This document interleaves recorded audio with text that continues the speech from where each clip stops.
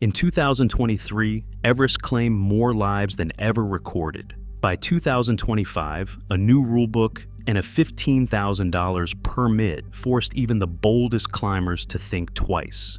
As Sherpas warn, the real shift by 2030 is not the altitude, it is the crackdown, the technology, and a melting glacier revealing bodies never meant to be seen again.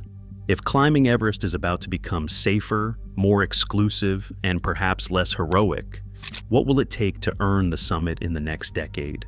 The answer begins with the rules reshaping who gets to try. By September 2025, Nepal's Department of Tourism will require every foreign climber to pay $15,000 for an Everest permit, a 36% jump from the previous rate. This is not just a price hike, it is a signal. The new rules require that every applicant must have previously summited a 7,000-meter peak before setting foot on Everest, ending the era when first-timers could buy their way onto the world's highest mountain. Operators must upload climber resumes, scan summit certificates, and insurance details through a digital portal, and officials are empowered to reject any application that does not meet the mark. The government's move follows a Supreme Court order in 2023 and years of pressure from Sherpas and veteran guides who saw too many unprepared clients and cut-rate expeditions crowding the route. Everest analyst Alan Arnett says almost all recent fatalities have been linked to budget operators, outfitters charging well below the median price, often skimping on experienced staff, oxygen reserves, and proper acclimatization. In 2023 alone, 17 climbers died, most on the south side, and Arnett's tracking points directly to low-cost expeditions as a common thread. The new system does not just target climbers, it goes after the business model that prioritized volume over safety. Permits are now tied to verified operator credentials, with mandatory ratios of licensed Nepali guides to clients. The solo climber, once a symbol of Everest's wild freedom, is officially banned. Every rope team must include a local guide, and enforcement is expected to ramp up after years of soft rules. Announcements of solo bans in 2017, 2019, and 2023 were largely ignored, but with digital permit checks and the threat of permit revocation, 2026 may finally see real consequences for rule breakers.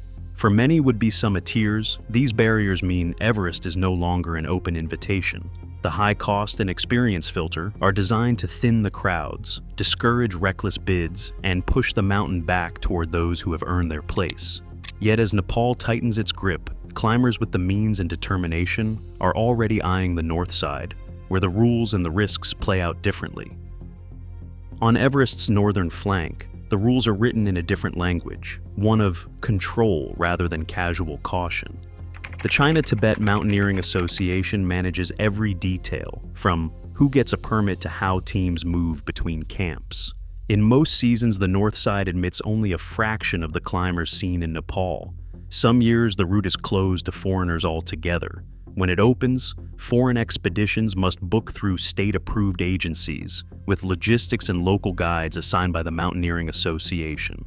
There is no public list of a fixed cap, but operators describe the system as tight, a few hundred climbers at most, compared to 400 to 500 permits regularly issued on the south side. Climbing from Tibet is not just about fewer people. The process demands proof of experience, detailed itineraries, and a willingness to follow strict protocols. Commercial teams often run close to a 1-to-1 ratio of guides to clients, far higher than Nepal's minimum. Every climber is linked to a licensed Chinese or Tibetan guide, and independent pushes are rare. The paperwork is heavier, and the supervision is constant. Above advanced base camp movement is tracked by radio, and summit claims are cross-checked with camp logs and guide reports before certificates are issued. The north route itself is a study in contrasts. The approach is longer, the camp's colder, and the winds more punishing. But the absence of the Khumbu Icefall means fewer encounters with shifting ladders and collapsing seracs. In recent years, analyses of accident records and expedition logs suggest the north side has often seen fewer deaths per climber than the crowded south. Exact percentages shift with each season, but the pattern holds: smaller numbers, tighter controls, and a culture where climbers must prove themselves before going higher. For many, the appeal is clear. As Nepal's rules and costs climb, experienced mountaineers and cautious operators look north, drawn by the promise of order and a chance to climb without the chaos of a crowded route. But the north side is no refuge for the unprepared. The barriers are real, political, logistical, and physical. On this side of Everest, the price of entry is not just money, but patience and proof that you belong above 7,000 meters.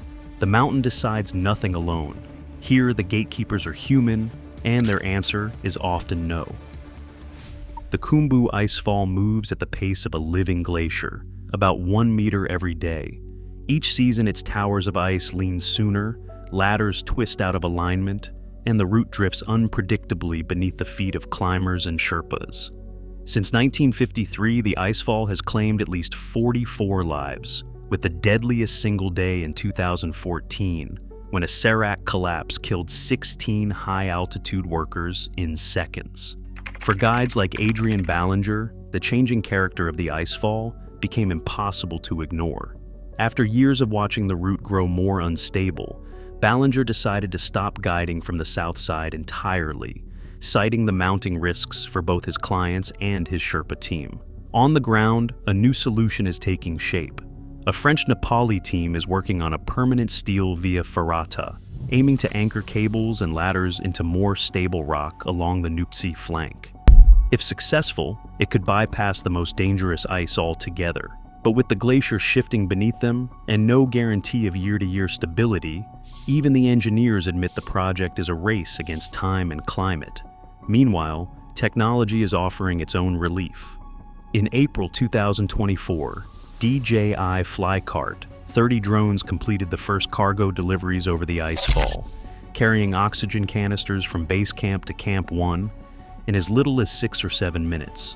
A trip that takes Sherpas 6 to 8 hours on foot. By 2025, drones had moved more than 1,200 kilograms of supplies and garbage in just 25 days. Each drone costs around $70,000. But for Icefall doctors like Dawa Janzu Sherpa, the calculation is simple. Every load a drone carries is one less crossing through a deadly maze. In May 2025, a team of British military veterans arrived at Everest Base Camp with a plan that would have been dismissed as reckless just a decade earlier: summit and return in under 7 days. Their secret weapon was not just fitness or grit. It was a tightly controlled regimen of pre-acclimatization, wearable health monitors, and for the first time, experimental xenon gas treatments to blunt hypoxia. While their methods remain under wraps, the ascent was tracked minute by minute, with real-time vitals streaming by satellite to doctors in London. The group completed their round trip in just over a week, setting off a wave of debate in the climbing world. Flash expeditions like these are no longer outliers. Furtenbach Adventures, a leading operator, now markets 3-week Everest climbs as a standard product. Clients sleep in hypoxic tents at home for weeks, arrive pre-acclimatized, and spend half as long on the mountain as traditional expeditions. Modern oxygen systems deliver up to 8 liters per minute, with cylinders weighing just over 3 kilograms. The numbers are stark. Climbers using supplemental oxygen now reach the summit about 80% of the time, with a death rate near 1%. For those who go without, success drops to 15%, while the risk of death rises to 5%. Some, like Reinhold Messner, argue that Everest has become a managed experience, tourism, not alpinism. But for operators and many Sherpas, the new gear means fewer deaths, faster ascents, and less time spent in the death zone. The question is no longer whether technology will change Everest, but whether the climb still counts as an adventure, or something else entirely. At 8,020 meters, the South Col Glacier has lost 55 meters of ice in just a quarter century, ice that took nearly 2,000 years to build. Khumbu Glacier, the lifeline of Everest's southern approach, retreats an average of 18 meters every year, carving deeper scars into the mountain's base. Himalayan glaciers are melting 65% faster than they did a decade ago. Each spring, more bodies and debris emerge from the thinning ice. In 2024, it took a cleanup team 11 hours to free a single climber's remains from the glacier's grip. Appa Sherpa, who has stood on the summit 21 times, describes the new normal, snowfields giving way to bare, unstable rock, making every step harder and more dangerous. As the environment shifts, so does the moral ground beneath the climbing industry.